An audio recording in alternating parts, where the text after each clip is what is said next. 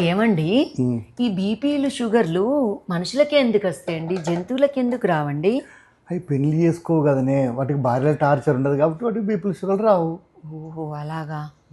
అమ్మా, మీ అల్లుడు full torture చేస్తున్నాడు, నేను తట్టుకోలేకపోతున్నా, వచ్చేసేయమ్మా. టార్చర్ పెరిగిపోయింది ఆయనది. అసలు నేను ఎక్కడ టార్చర్ పెట్టాను నేను ఏమన్నానైతే? అదే కదండి, మీరు ఇంతకుముందే చెప్పిండ్రు కదా బీపీలు షుగర్లు భార్యల టార్చర్తో వస్తాయని.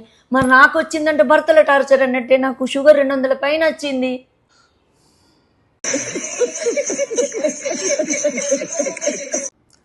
సర్లా, ఈరోజు నీ చేతి టీ తాగాలనిపిస్తుంది. అయ్యో దాందే ఉండండి బంగారమా, వెళ్ళి టీ పెట్టుక రాపోండి. నా చేతితో తీసుకొని నీ చేతికి ఇచ్చేస్తా అయిపోయి. నేను అభిషేకం చేసుకోవడానికి గుడికి వెళ్తున్నానండి. పతియే ప్రత్యక్ష దైవమే. మొదలు భర్తను పూజించడం నేర్చుకో, తర్వాత గుడి. అయితే మంచి. ఓం పతియే నమః, ఓం భర్తే నమః. ఏంది నీళ్ళు వస్తున్నా నా మీద? మీరే కదండి పతియే ప్రత్యక్ష దైవం, భర్తను పూజించి నేర్చుకోమన్నారు. దేవుని మీద చేసే అభిషేకం మీ మీద చేస్తున్నా. పిచ్చి.